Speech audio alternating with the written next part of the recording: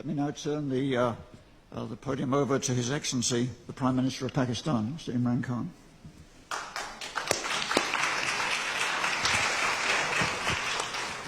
Bismillah ar-Rahman ar-Rahim. First of all, I'd like to say that I feel proud.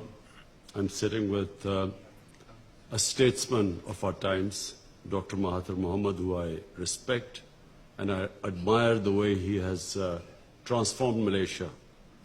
And especially that he came back at this young age to fight corruption. And the Malaysia which Dr. Mahathir left behind, and the one, unfortunately, because of corruption, which is a problem for, in fact, countries are poor only because of corruption, not because of lack of resources. So I really respect Dr. Mahathir Mohamad, and I'm proud to be sitting with him. Let me just first say that I was a born environmentalist because I loved the wilderness of Pakistan. We have the most unique mountain wilderness in the world because half of the world's highest peaks are in Pakistan. And so I grew up on trekking, and all our summer vacations were always spent in the Himalayas and in the mountains.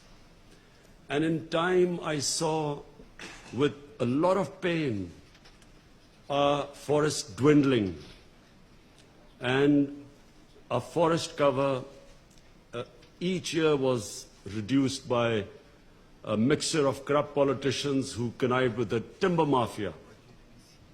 And, you know, when Dr. Mahathir quoted the figures of the Malaysian forest cover, I'm embarrassed to say we are left with one of the smallest percentage of forest cover in Pakistan.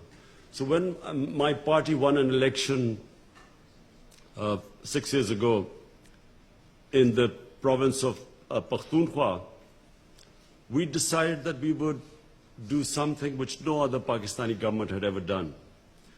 We decided to plant 1 billion trees in 5 years to counter climate change. Because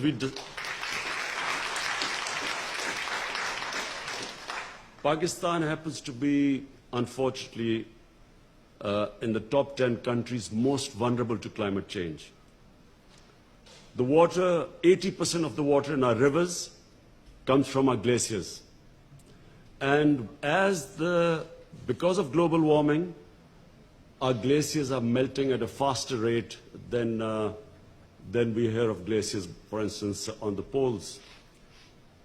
In fact, the Swiss Prime Minister was telling me that their glaciers are also melting. But in Pakistan and India as well, Himalayas, Karakoram and these big ranges, the Hindu Kush, the glaciers are melting at a faster rate.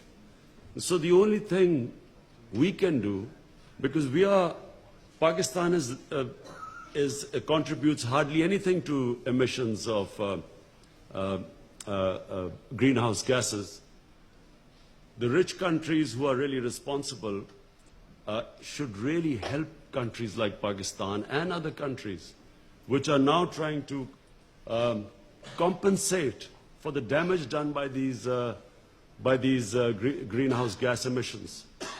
So this global warming affects us, and if as the glaciers keep receding,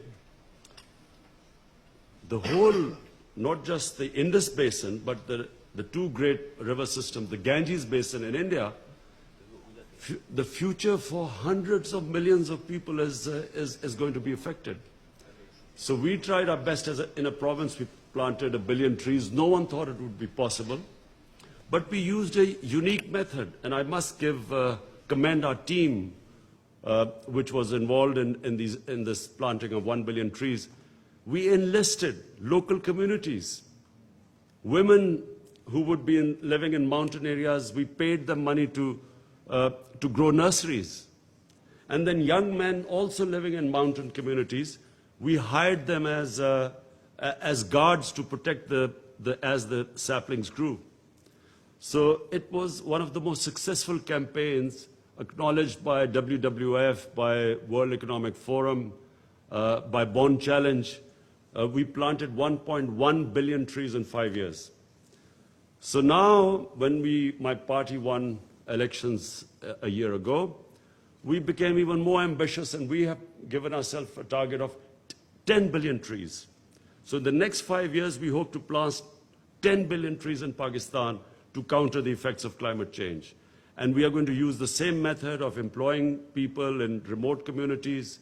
We are going to pay women especially to grow nurseries in remote villages, and then hire young boys from the communities as guards to protect the trees, like we've done in KP province. But I do feel that those countries, rich countries who are contributing so much toward these greenhouse gas emissions, they must help countries like us, because the rate at which we are going, I'm afraid, I just feel that there's not much seriousness in this from the richer countries. Because maybe they feel that they're not affected that much, but eventually everyone will be affected. You will have refugees because of climate change.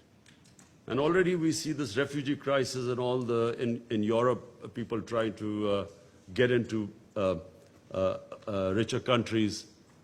The problems the United States has with people coming in from the south.